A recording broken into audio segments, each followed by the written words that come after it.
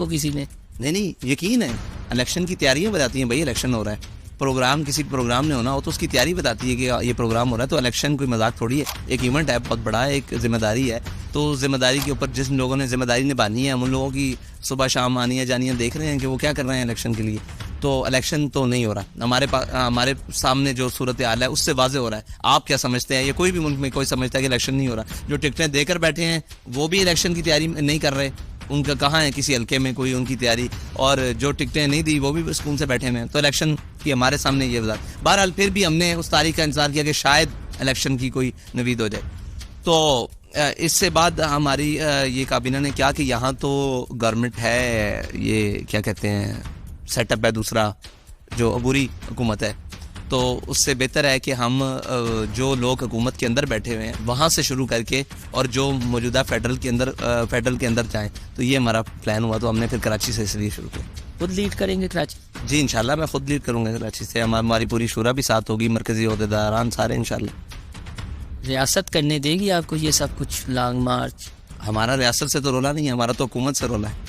रियासत को इख्तियार नहीं है हमें रोके। हमारा जमहूरी हक है, हम कहीं भी एहतजाज करें, कहीं भी मार्च करें। हम पाकिस्तान की रजिस्टर्ड इलेक्शन कमीशन की पार्टी। सब एक एतराज़ बैक पे ये आता है कि जो दीनी मामलात होते हैं इन्हें ये अपना मरकज़ी नुक्ता रख लेते हैं। अगर ये दीनी मामलात ना हो तो लब्बैक कहाँ स्टैंड करती है जो अवामी इशूज़ हैं? तो हम आपसे ये जानना चाहेंगे जो अवामी इशूज़ है, जो माशरती इशू है, जो माशी इशू है, उस पर लब्बैक की क्या हिकमत अमली है? देखिए, पाकिस्तान जब बना है ना तो एक दीनी इशू था जिसको अल्लामा इकबाल ने उठाया और अल्लामा इकबाल और कायद आज़म ने उठाया और पाकिस्तान बना।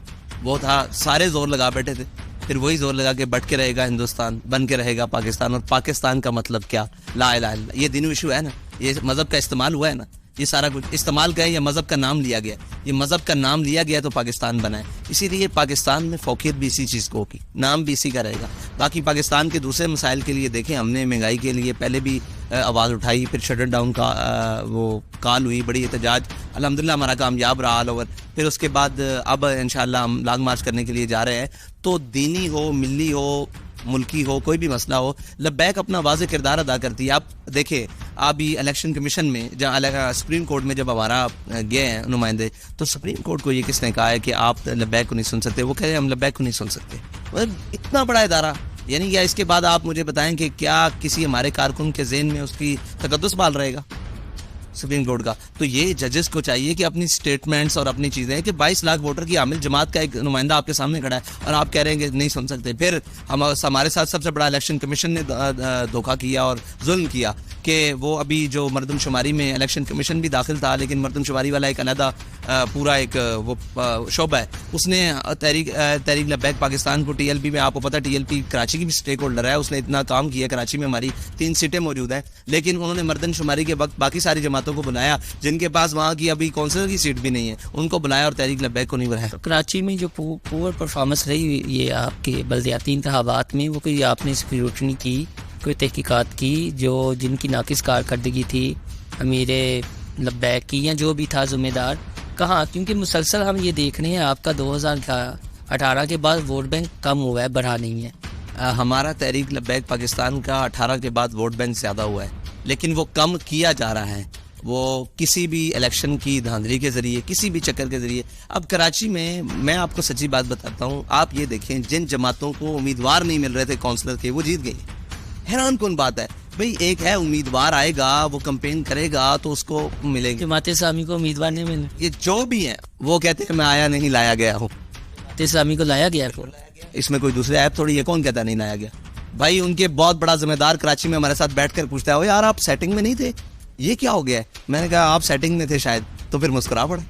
ये सच्ची बात है कि हाफिज नईमुर रहमान की कारकर्दगी नहीं है, उन्हें लाया गया। देखिए, कारकर्दगी की बेस पर उनकी सीटें नहीं है। अगर कारकर्दगी है भी ना, मान लिया जाए, तो वो कुछ इतनी सी कारकर्दगी है, ठीक है जी, और कारकर्दगी बेस्ड वो नहीं है, ठीक है।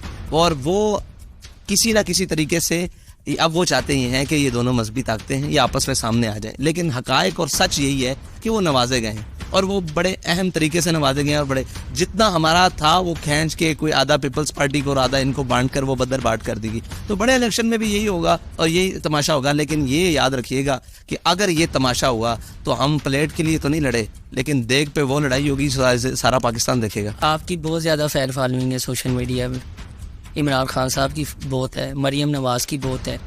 हमारे यहाँ पर ये देखा जाता है कि जिनकी फ़ैन फॉलोइंग सोशल मीडिया पे, वो सोशल मीडिया के मिजाज को समझ कर उस तरह की तकरीरों में अल्फाज इस्तेमाल करते हैं जो आम घरों में हम इस्तेमाल नहीं कर सकते। आपका भी एक जुमला के नचन वालियाँ ने वनडे इनकलाब नहीं ले आ सकते बच्चे, वो बड़ा वायरल हो जाता है, आगे आ जाता है।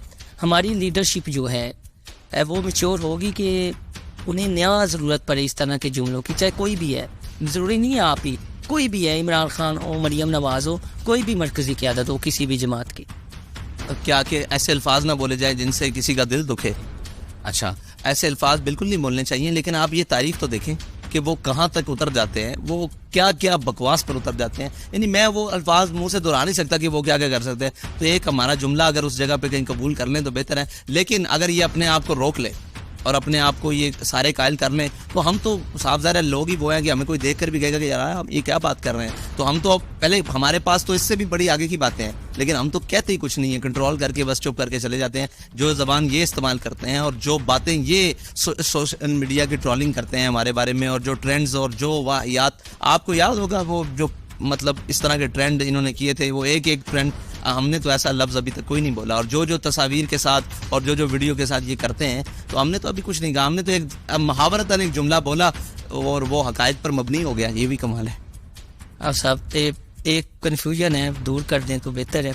आप जब गिरफ्तार थे, ये शेलिंग थी, मुज़ाकरात थे, आनियाँ जानियाँ लगी हुई थी, कैसे गए लाहौर से आप इस्लामाबाद और पिंडी? मैं कैसे गया? जो मुझे लेकर गए वो ये बता सकते हैं। ये इमरान खान साहब से पूछें। मैं तो कैद आदमी हूँ, आपको यहाँ मैं बिठा लूँ और आपको यहाँ से दूसरे कमरे में ले जाऊँ तो आप ये तो बड़ी पूछेंगे कैसे हैं आदमी। मुसाफा मुलाकात जनरल बाजवा से उस वक्त हुई थी? सबसे मुलाकात हुई थी, पाकिस्तान के जितने स्टेक होल्डर से सबसे मुलाकात हुई थी। ये तो आप उनसे जाकर पूछें कि मुलाकात के बाद क्या हुआ था। मैं तो एक कैदी था, मुझे तो आप जहाँ जेल में बख्तरबंद में बंद करके आप हाई कोर्ट लाए, मैं हाई कोर्ट चला आया। आप जनाब वो उधर ले गए, जनाब समात के लिए ले गए, वो वीडियो लिंक के जरिए मैं वहाँ चला गया। जहाँ रात कैसे कामयाब हुए थे वो थोड़ा सा गुलती अब सुलझा दें। वो मुफ्ती मुनीबुर रहमान साहब का बहुत बड़ा किरदार था। मुफ्ती मुनीबुर रहमान साहब तशरीफ लाए थे और उन्होंने आपके सामने वो तस्वीर भी वायरल हुई थी। किसने मुतारक किया था? मुफ्ती मुनीबुर रहमान साहब को उनके दीनी जज्बे ने मुतारक किया था कि उनके बच्चे रोडों के ऊपर बैठे हुए हैं। बाजवा साहब मान की था तो मानना पड़ना था ना। बाजवा साहब कोई भी होता मानना पड़ना था यार। बाजवा साहब कौन है? फैसला से कितनी मुलाकातें नहीं दुराने कैद? दुराने कैद वो मुझसे मिलने आए दफा नहीं, उसे गालिबन 3 दफ़ा मिलने आए। तारीखी जुमला कोई बातचीत? बहुत सारे तारीखी जुमले हैं। वो फिर कभी बैठे आपके साथ पॉडकास्ट करें तो फिर आपको बताएं। यार ये मैं समझता हूँ कि अब साफ़ियों को भी इजाज़त मिल गई है कि उनका नाम लें। बहुत बड़ा साफ़ी कल खड़ा होकर कह रहा था कि अब वक्त आ गया हम फैज़ का नाम लें, तो हमने उस वक्त भी उसका सामना किया जब वो इक़्तिदार में था, जब वो खौफ और दहशत की अलामत था। हमने उस वक्त सामना किया। अब उसका नाम लेने का मैं तो समझता हूँ वो मजलूम है। अब ख़त्म हो गया, सीट से गया जाना। बात तो तब है जब वो ताकत में था, उसके सामने आंख में आंख डालना तब काम था। उसके सामने खड़े होना कि तुम गलत कर रहे हो। जब वो कहे कि मेरी जिद इमरान खान है, जब वो कहता था तो मैंने मतलब एक मुज़ाकरात के दौरान हमने कहा था ये जिद तुम्हारे गले पड़ेगी और तुम्हारे ऐसे गले पड़ेगी। याद मतलब ये बात कर रहा हूँ इक़्तिदार की। अब तो उसके बारे में ना हो। तब उसने क्या कहा ये जब आपने जुमला गले पड़ी? तो खामोश हो गया, खामोश हो गया। बाकियों ने साथियों ने पूछा आपने इतने वसूख से इतनी बड़ी बात कर दी। ये जो बाकी इमरान खान साहब के साथी बैठे हुए थे उनके सामने जिनको वो गले लगा रहा था, मैंने उनको कहा कि आप पे बुढ़ापा तारी होना है और आपके लिए जेल में। अब कौन था? इजाज चौधरी, राजा बिशान? नहीं, ये अली मोहम्मद खान साहब और बाकी साथी जो असद कैसर साहब थे। और ये और बाजवा साहब से आप तीनों बस मिले? जी, बाजवा साहब से मुलाकात? भाई जो भी मिलने आया मुझसे मिलने आया, मैं किसी से मिलने नहीं गया। यही आप कह रहे हैं क्योंकि मैं तो कैद में हूँ। नहीं, जब बाजवा साहब से मुलाकात हुई, लास्ट में पूछना चाह रहा हूँ, मुफ्ती मुनीब, करीम डैडी जी वो उनसे मिले ना, बाजवा साहब उनसे मिले। और बाजवा साहब आपसे भी मिले थे? बस ऐसे ही सरसरी सी मुलाकात हुई, कोई ज्यादा नहीं। वो वैसे कहते थे कि लब्बैक को सियासत में आना चाहिए जब साफियों से। कौन कहते थे? जनरल बाजवा से। वो कहते होंगे, पर हमें तो उन्होंने इतना ही कहा था कि आप मुल्क के लिए किरदार अदा करेंगे। आपको नहीं लगता कि पीटीआई आपको बड़े तरीके से आमने सामने कर दिया गया? पीटीआई अपनी बेवकूफ़ाना हरकत की वजह से आपने सामने आई। देखे ना, अब हम आमने आपकी कोई दुश्मनी? पीटीआई से अब तो दुश्मनी है यार, तो हमारे मतलब उन्होंने इतने शहीद किए हैं। मुझे ये बताएं कि वो जिले शाह को